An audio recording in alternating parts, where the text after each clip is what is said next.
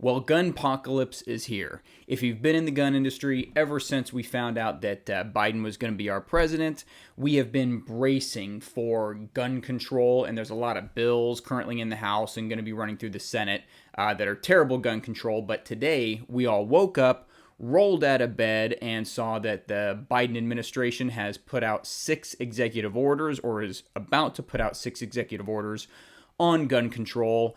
5 of them are unconstitutional, and 1 of them is just stupid. So, before we get into that, like, subscribe, comment, but we are just going to look at what he's putting out there and talk about why it is so terrible. And the surprise at the end is the most egregious error of all on behalf of the Biden administration. So, if you're like me, you woke up this morning and you rolled over, grabbed your phone and looked at the news, and the first thing that I see is the fact sheet comes up, or news comes up about 6 executive orders, okay, from the Biden administration.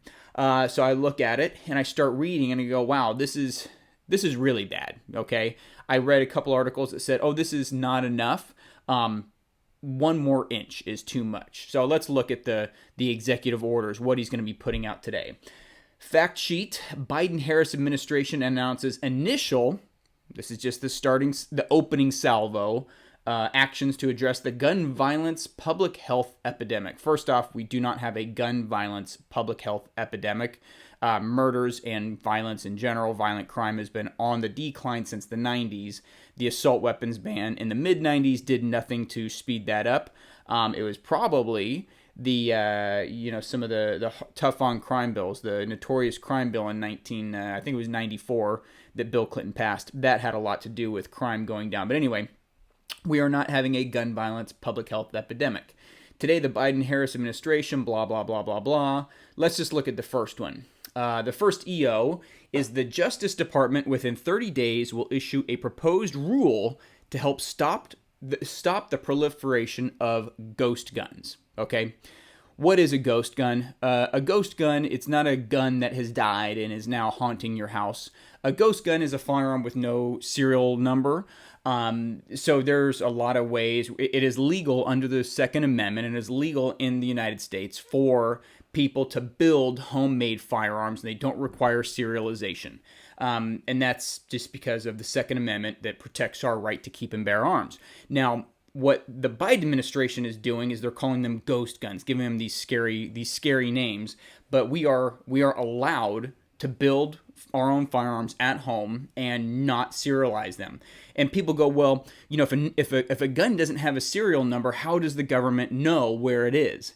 Exactly. And what most people don't realize is outside of the NFA, which is, regulating short-barreled shotguns, short-barreled rifles, full automatics, and suppressors, there is no national gun registry, and this is critical. A national gun registry is unconstitutional. It is one step closer to creating the ability for the government to come to your house when they say, oh, this gun is not available, this gun's banned.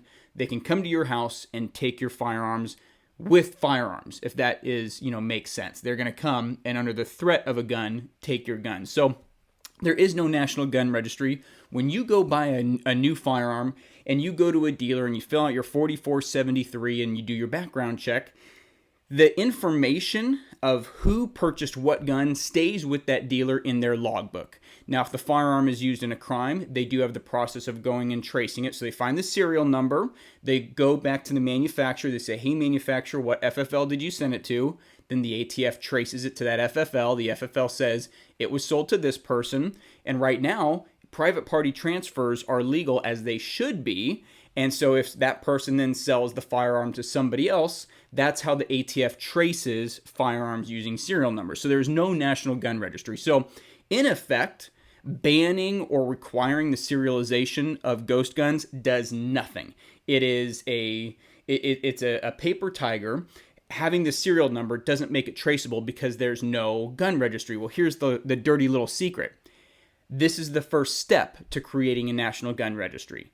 If every single firearm is required to go through a background check, and if every single firearm is required to have a serial number, whether it's purchased from a dealer or you build it at home, now you have everything you need to create a gun registry. Because This first law, this first executive order, is unenforceable without a national gun registry. So it's one step closer to that.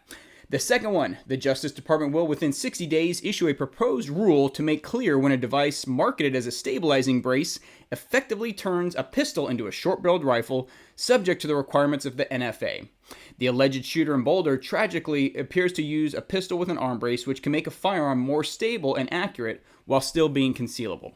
Back in December, the ATF basically did a prelude to this where they were going to say pistol braces on short pistols, on AR-style pistols, or, you could have a pistol caliber carbine, any type of a pistol stabilizing brace, now makes that firearm a short-barreled rifle, which is regulated under the NFA, the National Firearms Act, which is also unconstitutional, but they tried to make this rule. We swamped them with comments, and it got shut down. So it looks like we're going to have to go into the comment swamping again, but I don't get this. Like, what they talk about is concealability. Right here, I have a 10.5-inch AR pistol with one of these stabilizing braces. So the pistol brace allows you to fire it one-handed using this brace, wrapping it around your forearm there. Now, here's the thing. This is all just stupid for starters. The idea that this is now concealable, like I don't understand how. Am I going to do this? I don't know. This is not a concealable weapon in any way, shape, or form just by having this pistol brace on it. This is the semantics that they're going through, and the reality is they're just going to come back like they did in December and say, if you have one of these, we're going to give you a free tax stamp, and we're going to allow you to register this as an SBR for free. Do not fall for it. Do not say that's not a big deal. I'm getting a $200 free tax stamp.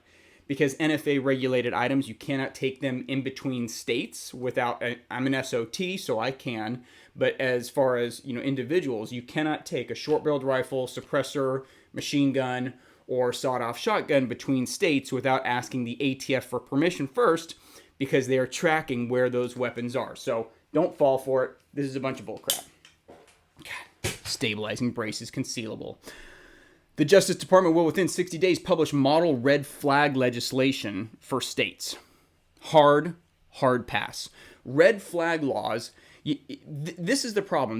The government is always trying to come up with new laws to help prevent crimes that have already happened. But the problem is the new laws they come up with will not have prevented those crimes. So there are many times, the shooting, the school shooting in Florida, where they talk about red flag laws. Well, their weapons should have been taken away. He shouldn't have had one. Well, the kid was arrested multiple times, and the sheriff there knew what was going on with him, and yet nothing had been done. And he had committed multiple crimes that should have prevented him from having a firearm, but it wasn't enforced already. So we don't need new red flag laws. We need people to enforce the laws already on the books.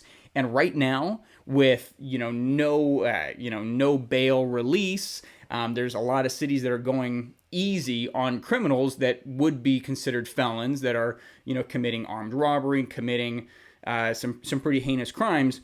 This problem isn't going to get better. It's only going to get worse on the inner cities where all the crime is happening because of the policies there. Red flag laws are just going to punish people to where, your neighbor says, oh, my neighbor seems unstable. He has some guns. Now that neighbor can then have the police come in and have my firearms taken because of their statement. It could just be the neighbor doesn't like you because your bushes are growing too high or your dog's coming over and taking a dump on his yard, and now he can retaliate by having your firearms taken away. Like, red flag laws, bad, unconstitutional, no.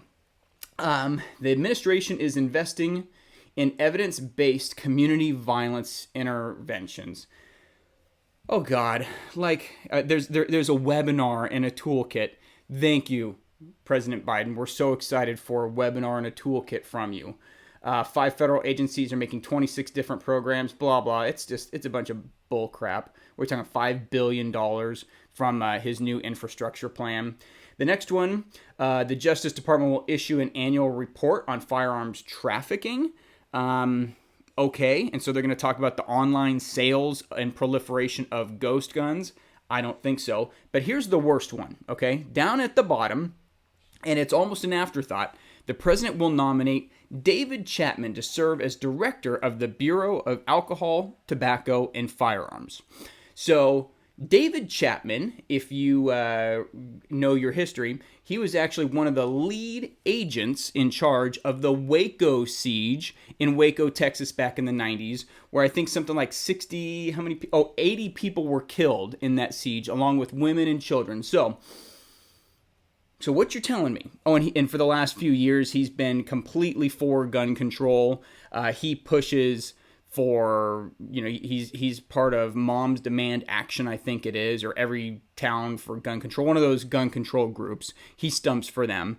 But what you're telling me is, in order to keep us safe, okay, the government's going to keep us safe, President Biden and Kamala, I can't say her name. So President Biden and Vice President Harris, okay, they are going to have David Chipman. Is it Chipman or Chapman? I don't know.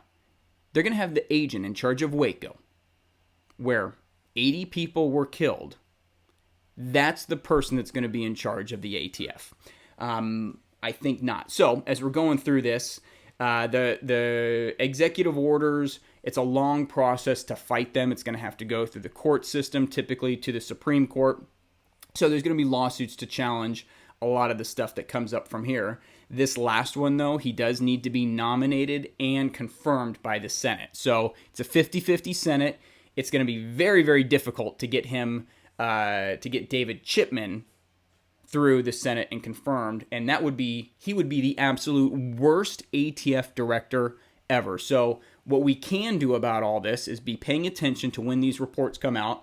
Hit them hard on the government websites with comments when they're available for comment.